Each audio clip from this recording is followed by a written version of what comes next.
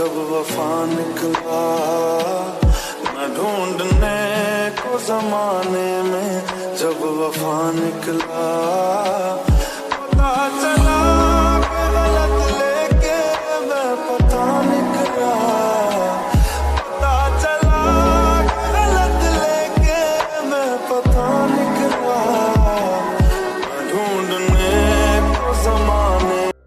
हाय PS army. सो आज मैं my dear step brother का एपिसोड एक्सप्लेन करने वाली हूँ, बट उससे पहले मैं जल्दी अपने इस चैनल पर एक न्यू स्टोरी लाने वाली हूँ और ये स्टोरी काफ़ी ज़्यादा अमेजिंग होने वाली है, क्योंकि ये एक माफिया स्टोरी के साथ साथ एक लव ट्रायंगल, इमोशनल और रोमांटिक स्टोरी होने वाली है, जिसमें दो कपल्स हैं, वीमिन और जेकब।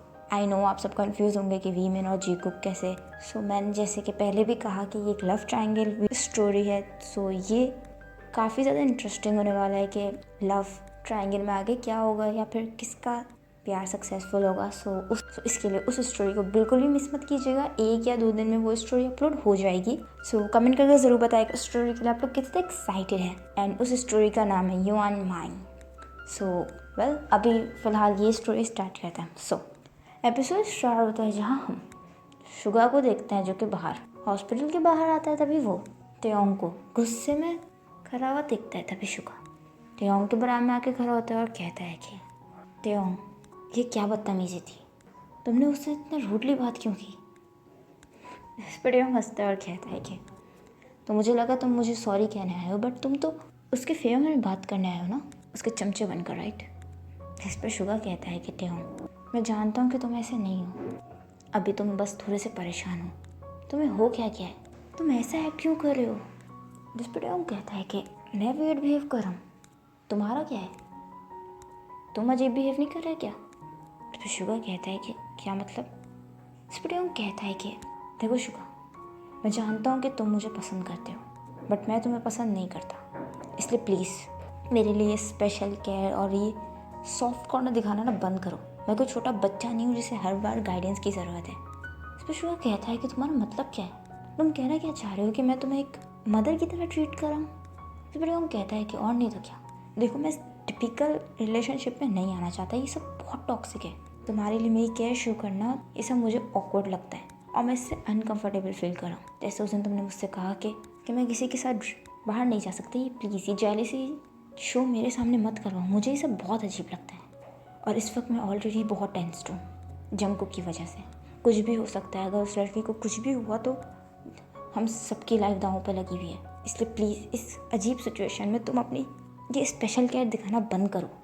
मैं जानता हूँ कि तुम मुझे पसंद करते हो, बट प्लीज़ मैं कोई उस टाइप का पर्सन नहीं हूँ जो तुमसे ये कहेगा कि तुम भले मुझसे वन साइडेड प्यार करो। मैं नहीं चाहता कि तुम मुझे पसंद करो, इसलिए तुम्हारे अंदर जो भी फीलिंग्स हैं वो सब ख़त्म कर दो और हर बार मुझे समझाने आने की ज़रूरत नहीं है, जाते हो। ये बोलकर वहाँ से चला जाता है और शुगा कुछ भी नहीं कह पाता। वह वहीं दूसरी तरफ हम जंगकुक को देखता है, जो कि किस ब्रेक करता है। वो जिमिन की तरफ देखता है, जहाँ जिमिन कुछ भी रिएक्ट नहीं करता। इस पर जंगकुक कहता है कि आई एम सॉरी। जिस पर जंगकुक कहता है कि आई एम सॉरी, बट मैं शायद अभी अपनी फीलिंग्स कंट्रोल नहीं कर पा रहा। जिस पर जिमिन कहता है कि जंगकुक प्लीज़ तुम यहाँ से चले जाओ। इस पर जंगकुक कहता है कि जाने से क्या फ़ायदा, हाँ कभी ना कभी तो ये सब सामने आना ही है ना, तो फिर भागना क्यों है। जिमिन, अगर मैं तुम्हारे लिए लाइफ टाइम जेल में भी रहा ना तो मुझे कोई गिल्ट नहीं होगा। मैं तुम्हारे लिए अपनी सारी ज़िंदगी जेल में गुजार सकता हूँ, बस सिर्फ मुझे एक वर्ड सुनना है। उसके बाद मुझे कोई रिग्रेट नहीं रहेगा कि मेरे साथ लाइफ में क्या हो, जो कुछ भी हो मैं हंसते हंसते उसे एक्सेप्ट करूँगा, अपनी सारी पनिशमेंट्स एक्सेप्ट करूँगा। बट प्लीज़ एक बार बोल दो कि तुम भी मुझे पसंद करते हो और मेरी ये फीलिंग्स वन साइडेड नहीं है, तुम भी मुझे पसंद करते हो जिमिन। मैं ये बात जानता हूँ, मैंने देखा है, जब भी तुम मेरे लिए केयर करते थे तो तुम्हारी आंखों में सब साफ पता चलता था। जहाँ जिमिन जंगकुक का हाथ पीछे करता है और कहता है कि मैं पहले भी कह चुका हूँ, इन सब चीज़ों का कोई फ़ायदा नहीं है और इससे हमारे पेरेंट्स को ही हर्ट होगा। इस वक्त ये वक्त नहीं है इन सब बातों का। तभी जिमिन गाड़ी की तरफ जाने लगता है, जहाँ जंगकुक स्टिल वही खड़ा हुआ था और जंगकुक की फीलिंग्स इस वक्त काफ़ी ज़्यादा हर्ट हुई थी। वहीं दूसरी तरफ हम यूनो और शुगा को देखते हैं, जो कि जो कि दोनों हॉस्पिटल रूम के बाहर ही खड़े हुए थे, जहाँ उन लोगों को पता चलता है कि अब उस लड़के की कंडीशन और भी ज़्यादा ख़राब है और नेक्स्ट 2 आवर्स काफ़ी ज़्यादा डेंजर होने वाले हैं। जहाँ ये बात सुनकर शुगा फ़ोन कट करता है, जहाँ योनो शुगा की तरफ देखता है और कहता है कि क्या हुआ, वो ठीक तो है ना, उसे कुछ हुआ तो नहीं, वो खतरे से बाहर है अब। जिस पर शुगा अपना हेड हिलाता है और कहता है कि नहीं, डॉक्टर्स ने कहा है कि अगले 2 घंटे तक कुछ नहीं कह सकते। पुलिस भी जंगकुक को ढूंढ रही है, पता नहीं क्या होगा। जंगकुक का फ़ोन भी स्विच ऑफ आ रहा है। जिस पे यूनो कहता है कि अब हम क्या करें, हमें पता कैसे चलेगा कि जंगकुक और जिमिन इस वक्त कहाँ हैं। हमें उन्हें इन्फॉर्म कर देना चाहिए कि वो लोग यहाँ से कहीं दूर चले जाएं, वरना पुलिस उन्हें अरेस्ट कर लेगी। जा शुगा इससे पहले कुछ कहता भी टेम वहाँ आता है और कहता है कि किसी को अरेस्ट नहीं करेगी पुलिस। जिस पे शुगा और योनो दोनों ही उस साइड देखते हैं जहाँ टेम खड़ा होता है। इस पर शुगा कहता है कि टेम तुम यहाँ। इस पर टेम कहता है कि जंगकुक और मैंने अपने फ़ोन में एक GPS ट्रैकर डाउनलोड किया, जहाँ जंगकुक की लोकेशन सिर्फ मेरे फ़ोन में आती है। जहाँ जंगकुक का फ़ोन 2 मिनट के लिए ऑन हुआ था और उसने किसी होटल में पेमेंट की है। जिस पर शुगा टेयोंग की तरफ देखता है और कहता है कि क्या। जिस पर कहता है कि हाँ। जिस पर योनो कहता है बट ये तो इन्फॉर्मेशन पुलिस के पास भी जाएगी ना। जिस पर टेयोंग कहता है कि नहीं, वो लोग तो जंगकुक को सियोल में ढूंढने में बिजी हैं और वो लोग जंगकुक का फ़ोन ट्रैक कर चुके हैं। तब जंगकुक का फ़ोन स्विच ऑफ था, मुझे नहीं लगता वो दोबारा जंगकुक का फ़ोन ट्रैक करेंगे। जिस पर शुगा कहता है बट जंगकुक ने पे किस चीज़ के लिए किया। जिस पर योनो कहता है कि उसने 1 बॉल कॉर्न सूप खरीदा है। जिस पर योनो कहता है कि क्या सूप, बट कहाँ। जिस पर योनो की तरफ देखता है। इस पर टेयोंग कहता है कि अभी इन सब बातों का वक्त नहीं है, हमें जल्दी वहाँ जाकर देखना चाहिए। वो लोकेशन सियोल से कुछ ही दूर आगे की है। जिस पर शुगा कहता है कि इसका मतलब वो लोग इस वक्त सियोल में नहीं है। जिस पर टेयोंग कहता है कि नहीं, वो इस वक्त फ़िलहाल तो सियोल में नहीं है। मुझे लगता है कि हमें जल्दी वहाँ चलना चाहिए। शुगा तुम मेरे साथ चलो और योनो तुम यहीं रुको, और जो भी हो जाए उन सब की हमें इन्फॉर्मेशन देते रहना फ़ोन पे, ठीक है, हमसे कांटेक्ट में रहना। जा योनो अपना हेड लाते तभी शुगा खड़ा होता है, वो टेयोंग के पास जाता है। तभी शुगा और टेयोंग जाने लगता है। तभी टेयोंग रुकता है, जहाँ टेयोंग वापस टर्न होता है वो योनो की तरफ जाने लगता है। जहाँ ये चीज़ देखकर शुगा टेयोंग की तरफ देखता है। तभी टेयोंग योनो के पास जाता है और कहता है कि आई एम सॉरी, मुझे तुम्हें इस चीज़ के लिए ब्लेम नहीं करना चाहिए था, सॉरी यार। जहाँ योनो स्माइल करता है और टेयोंग उसके शोल्डर पर टैप कर वहाँ से निकल के चला जाता है। बल वहीं दूसरी तरफ हम जिमिन को देखते हैं, जो कि इस वक्त एक रूम में था और वो बेड पे ब्लैंकेट ओढ़े हुए लेटा हुआ था। तभी जंगकुक रूम में आता है, जहाँ जिमिन जंगकुक की तरफ देखता है। तभी जंगकुक जिमिन के बराबर में बैठता है और कहता है कि तुमने सुबह से कुछ नहीं खाया, मैं तुम्हारे लिए सूप लाया हूँ, प्लीज़ थोड़ा खा लो। जा जिमिन कुछ भी रिएक्ट नहीं करता। तभी जंगकुक बैग से बॉल निकालता है और वो जिमिन को अपने हाथ से सूप पिलाने लगता है। जहाँ जिमिन कुछ भी नहीं कहता, वो चुपचाप सूप पी रहा था। जहाँ जिमिन को सूप पिलाने लगता है और कहता है, तभी सडनली जिमिन रोने लगता है। जहाँ जंगकुक जिमिन की तरफ देखता है। इस पर जिमिन कहता है कि आई एम सॉरी जंगकुक। जहाँ जंगकुक कुछ नहीं कहता, वो जिमिन की तरफ स्टिल देख रहा था। इस पर जिमिन कहता है कि प्लीज़, मैं जानता हूँ कि तुम मुझसे प्यार करते हो, बट शायद मैं तुम्हें डिज़र्व नहीं करता। जहाँ जंगकुक जिमिन की तरफ देखता है और कहता है कि ऐसा कुछ नहीं है, मैं तुमसे बहुत प्यार करता हूँ और मैं जानता हूँ कि मुझे तुमसे बेटर पर्सन नहीं मिल सकता। जिस पर जिमिन जंगकुक की तरफ देखता है और कहता है कि इतना श्योरली कैसे कह सकते हो, मुझे देखो और खुद को देखो, मैं तो तुम्हारे घर में रह रहा हूँ। अगर मेरी मॉम की शादी तुम्हारे डैड से नहीं हुई होती तो शायद मैं यहाँ नहीं होता।